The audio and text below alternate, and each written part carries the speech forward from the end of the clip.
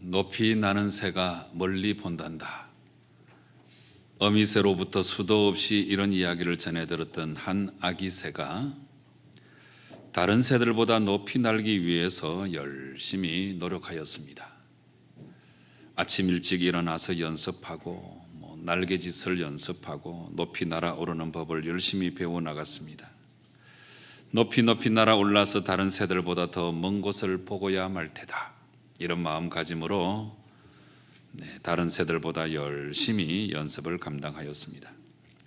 그렇게 지난 한 연습 끝에 이 새는 점점 더 다른 새들보다 더 높이 날아오르는 능력을 갖게 되었습니다.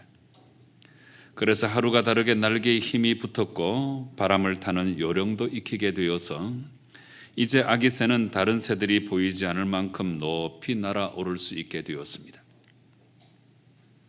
너희들은 나처럼 높이 날 수 없지, 이렇게 우쭐대며 자신이 날 수 있는 최고의 높이까지 다다랐을 때에 아기 새는 날개에 잔뜩 힘을 준 채로 으스대면서 아래를 쳐다보았습니다. 그런데 자기를 부러워할 줄 알았던 친구 새들이 335 짝을 이뤄서 조잘조잘 대화도 하고 길을 잃은 친구를 다독이면서 정답게 날개짓을 하며 날아가고 있는 것이 아니겠습니까? 그 순간 아기 새는 한 대 맞은 것처럼 머리가 띵해졌습니다. 하늘 높이 날아올라서 먼 곳만 바라보는 게 최고라고 생각했는데 사실은 그게 아니었습니다. 여러분, 이 이야기는 높이 나는 것도 대단히 중요하지만 함께 날 줄 알아야 함을 우리에게 잘 알려주는 이야기입니다. 그러니까 행복하지 않은 비상이라면 아무리 혼자서 높이 날아오른다고 한들 이게 무슨 의미가 있겠는가 하는 것을 우리에게 잘 알려주고 있습니다. 그렇습니다. 사람이라고 하는 존재는 다름이 아니고 사람 사이에서 살아갈 때에 가장 큰 행복을 느낄 수 있도록 하나님께서 그렇게 우리를 만들어 놓으신 것입니다. 바로 이런 의미에서 사람을 가리켜서 호모소키에스, 사회적 인간이라고 부르는 것이고, 그래서 이 말은 우리가 삶을 살아갈 때 결코 혼자 살아갈 수 있는 것이 아니고 우리는 관계 속에서 더불어 살아갈 수밖에 없다 하는 것을 알려주는 것입니다. 그런데 이 관계는 이렇게 중요하고 우리는 관계 속에서 행복을 많이 느낍니다마는, 그렇지만 그 반대의 모습도 우리 안에 분명히 존재하고 있다는 사실을 우리가 알아야 합니다. 그것이 무엇이냐 하면 우리가 맺는 수많은 관계들 중에는 행복을 가져다 주는 관계가 아니고 오히려 힘들고 고통을 안겨다 주는 그런 관계도 참 많다는 사실입니다. 그래서 우리는 정말 우리의 관계에 대해서 한번 깊이 생각해보고 내가 관계 맺는 방식에 대해서 우리 자신을 한번 진단해 볼 필요가 있는 것입니다. 특별히 하나님께서는 우리와 어떤 식으로 관계를 맺어주셨는지 하나님의 모습을 우리가 잘 살펴보아야 되고, 또 하나님께서 우리에게 바라시는 관계 맺는 방식에 대해서도 우리가 성경을 통해서 잘 깨달아야 하는 것입니다. 이에 대해서는 성경이 수도 없이 많은 말씀을 우리에게 전해주고 있습니다마는 특별히 오늘 저는 여러분들에게 이 누가복음 15장의 탕자의 비유를 가지고 함께 말씀의 은혜를 나누고자 합니다. 예수님께서 들려주신 이 탕자의 비유 속에는 세 인물이 등장하고 있는데 첫째는 작은 아들이 되겠습니다. 작은 아들은 어느 날 참으로 당돌하게도 아버지가 죽으면 나에게 돌아올 그 재산의 분깃을 미리 달라고 요청하였습니다. 이 분깃이라고 하는 것은 바로 유산을 말하는 것인데 아버지가 살아계신데도 불구하고 그 유산을 달라고 그렇게 요청했으니까 이거는 참 무례하고 정말 막대먹은 모습이 아닐 수 없습니다. 그러나 아버지는 의가 상하지 않도록 작은 아들이 바라는 대로 그 아들에게 재산을 나누어 주었습니다. 며칠 뒤에 작은 아들은 먼 나라로 가서 허랑방탕한 삶을 살면서 그 재산을 다 허비해버리고 말았습니다. 재산을 다 탕진하였을 때 마침 그 나라에 큰 흉년이 들었고 작은 아들은 먹을 음식조차 구하지 못해서 어떤 사람의 집에 붙여 살면서 돼지 치는 일을 할 수밖에 없었습니다. 그렇게 돼지를 치면서 돼지들이나 먹는 쥐염 열매로 배를 채우고자 하였지만 그러나 그것조차도 주는 사람이 없어서 늘 굶기가 일쑤였습니다. 이렇게 돼지를 치면서 참으로 비참한 모습으로 살아가다가 작은 아들은 문득 아버지의 집이 생각이 났고 스스로 뉘우치며 이렇게 말하였습니다. 내 아버지에게는 양식이 풍족한 품꾼이 얼마나 많은가. 나는 여기서 줄여 죽는구나. 내가 일어나 아버지께 가서 이러기를 아버지, 내가 하늘과 아버지께 죄를 지었사오니 지금부터는 아버지의 아들이라 일컬음을 감당하지 못하겠나이다. 나를 품꾼의 한으로 보소서 하리라. 이렇게 다짐을 하고 마침내 작은 아들은 뉘우치고 회개하여서 아버지께로 돌아갔습니다. 그런데 이렇게 형편없는 작은 아들을 대하는 아버지의 모습은 오늘 우리의 코끝을 찡하게 만들고 있습니다. 먼저 아버지는 집 나간 작은 아들이 돌아왔을 때 멀리서도 대번에 알아보았습니다. 이것은 언제라도 작은 아들이 돌아올 것을 알고 그래서 기다리고 또 기다렸다 하는 것을 말해주는 것입니다. 그리고 마침내 작은 아들이 돌아왔을 때 특별히 20절 말씀 보니까 이 아버지의 행동을 4가지로 우리에게 알려주고 있습니다. 아버지는 측은히 여기며 또 아버지는 달려가서 아들의 목을 끌어안고 그리고 입을 맞추었다. 이렇게 말씀하고 있습니다. 여러분, 지금 이 모습은 돌아온 아들을 맞이하는 아버지의 그 기쁨이 얼마나 큰 기쁨인가 하는 것을 우리에게 말해주는 것입니다. 그 후에 아버지가 한 행동은 철저하게 이 작은 아들을 또한 회복시켜주는 그런 모습이었습니다. 먼저 아버지는 작은 아들을 집 안으로 맞아들여서 옷을 입혀주었습니다. 이 옷은 명예의 상징입니다. 그러니까 이것은 아들로서의 명예를 다시 회복시켜 준 것입니다. 손에 가락지를 끼워 주었습니다. 여기서 가락지는 권위의 상징입니다. 그러니까 아버지는 아들로서의 권위를 회복시켜 준 것입니다. 발에는 신을 신겨 주었습니다. 여기서 신발은 신분의 상징입니다. 그래서 이것은 너는 노예가 아니고 바로 나의 아들이다. 이것을 깨우쳐 준 것입니다. 그리고 이제 아버지는 여기서 한 걸음 더 나아가서 아들을 찾은 그 기쁨을 함께 나누기 위해서 잔치를 열었습니다.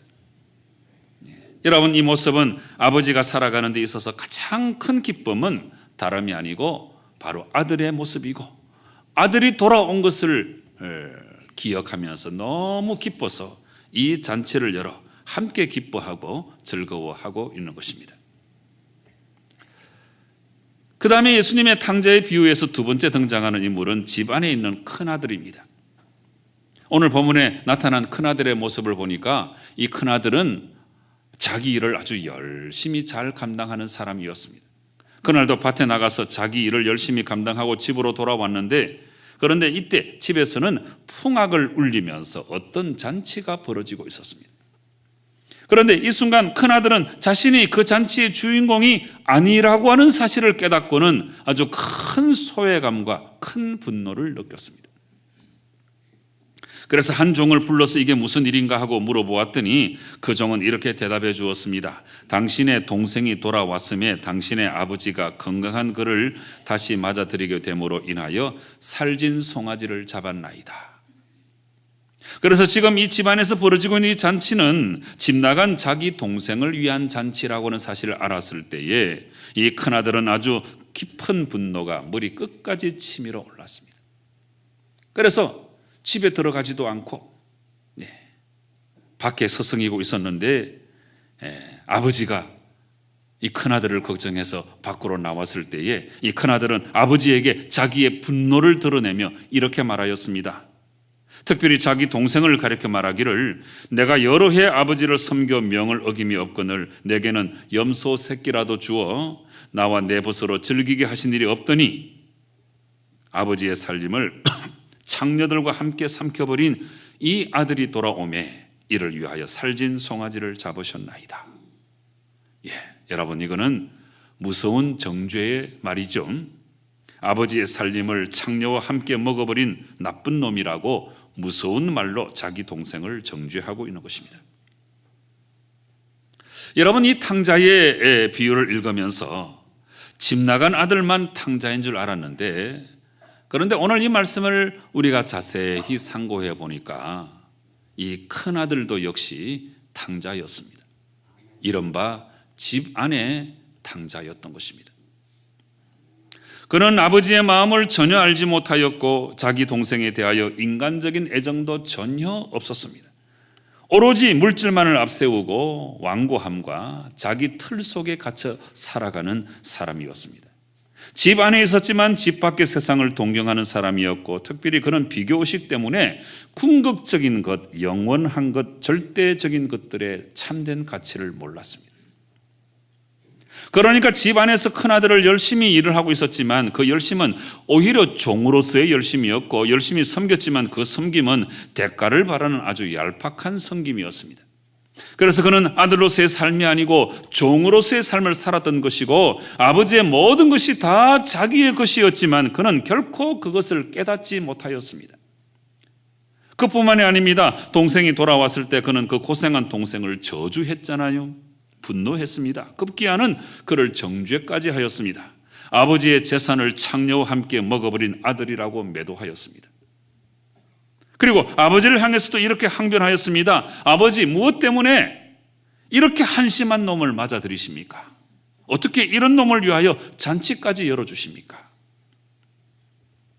이것은 그야말로 독선과 아집에 사로잡힌 모습이고, 교만과 정죄로 일관하는 모습이고, 아버지의 마음을 전혀 이해하지 못하여서 어떤 감격도 어떤 감사도 없이 지극히 건조한 삶을 살아가는 집 안의 탕자였던 것입니다. 여러분, 이렇게 분노와 이기심과 독선과 정죄로 이글거리고 있는 큰아들에게 이제 아버지는 안타까운 마음으로 이 말씀을 전해주고 있습니다. 예, 너는 항상 나와 함께 있으니 내 것이 다 너의 것이로되, 이 내 동생은 죽었다가 살아났으며 내가 잃었다가 얻었기로 우리가 즐거워하고 기뻐하는 것이 마땅하다. 여러분, 여기에 두 가지 내용이 있습니다. 아버지는 시종일관 인자하고 부드러운 태도로 첫째로 깨우쳐 주시는 말씀이 뭐냐 하면, 내 것이 다 너의 것이다. 여러분, 이 말씀은 지금 네가 누리고 있는 이 부요함이 얼마나 대단한 것인가 하는 것을 제발 깨닫고 알아야 한다는 아버지의 말씀이죠. 그 다음에 아버지는 이 내 동생은 죽었다가 살아났으며 내가 잃었다가 얻었기로 우리가 기뻐하고 즐거워하는 것이 마땅하다. 이거는 사람이 가장 소중하다는 것을 아버지가 일깨워 준 것입니다. 사람은 사람을 용납할 줄 알아야 되고, 사람은 사람을 세울 줄 알아야 함을 아버지가 깨우쳐 준 것입니다. 여러분, 오늘 예수님의 탕자의 비유에서 마지막 세 번째로 등장하는 인물은 바로 아버지인데요, 이 아버지의 모습은 작은 아들과 연관해서, 큰 아들과 연관해서 이미 많은 말씀을 드렸습니다. 여러분, 우리는 흔히 예수님의 이 비유를 탕자의 비유라고 부르고 있습니다만은, 그러나 이 비유는 탕자의 비유가 아니고 사실은 사랑하는 아버지의 비유라, 그렇게 말할 수 있습니다.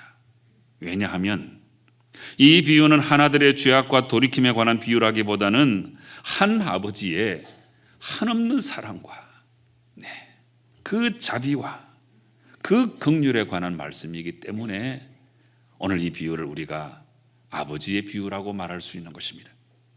그래서 이 비유를 통해서 깊은 깨달음과 통찰을 얻었던 헨리 나우에는 말하기를, 우리가 이 비유를 통해서 결단해야 할 것은 우리 모두가 다 아버지처럼 되는 것이다, 이런 말을 한 적이 있습니다. 아버지처럼 되는 것.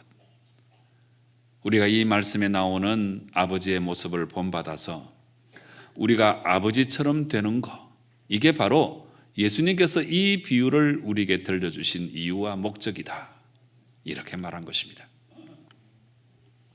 그렇다면 여러분, 우리는 어떻게 하면 아버지처럼 될 수가 있겠습니까?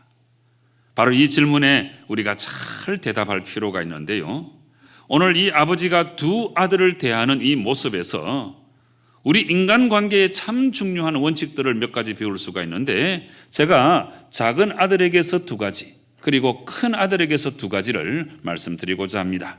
먼저 작은 아들을 대하는 아버지의 모습에서 우리가 발견해야 할 두 가지는, 첫째는 긍휼입니다. 불쌍히 여기는 거지. 두 번째는 용납입니다. 받아들이는 거예요. 여러분, 이 아버지를 보세요. 자기 분깃을 달라고 하는 작은 아들, 집을 나가버린 작은 아들, 허랑방탕했던 작은 아들, 이런 아들임에도 불구하고 아버지는 이 작은 아들을 온 마음을 다해 불쌍히 여겼다 하는 것입니다. 이 마음이 우리 안에 있어야 합니다. 그리고 이 아들이 돌아왔을 때 정죄하고 책망하기 전에 옷을 입혀주고 가락지를 끼워주고 신발을 신겨주고 잔치를 베풀어 주었습니다. 여러분, 이것은 있는 모습 그대로 받아들이는 거예요. 용납하는 것을 말합니다. 꾸짖고 책망하고 나무라는 그 다음에 일단은 받아주는 모습, 이 모습을 오늘 우리가 배워야 하는 것입니다. 그 다음에 큰아들을 대하는 아버지의 모습에서 우리가 발견할 수 있는 두 가지는, 첫 번째는 친절입니다. 그리고 두 번째는 사랑입니다.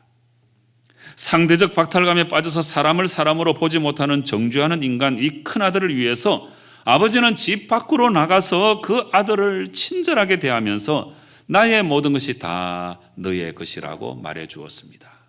여러분, 이거는 그야말로 친절함 그 자체가 아니겠습니까?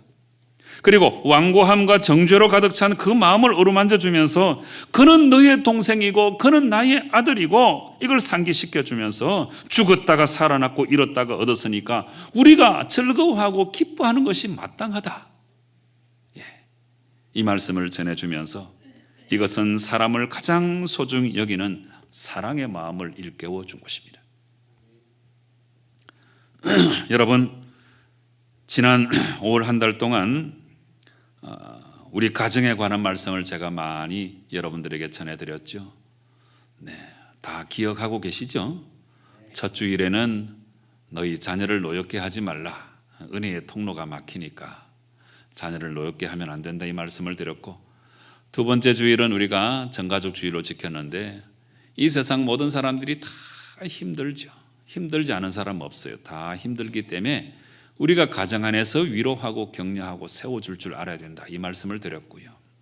세 번째 주일, 지난 주일에는 이 가정의 원리를 제가 쭉 설명을 드리면서 이 가정의 중심축은 남편과 아내 관계이고, 그래서 하나님은 분명히 명령하시기를 아내는 남편에게 순종하고 또 남편은 아내를 사랑하라 하는 이 말씀을 전해드리면서 이 가정의 중심축이 건강해야 우리 가정 전체가 건강해질 수 있다, 이 말씀을 전해드렸습니다.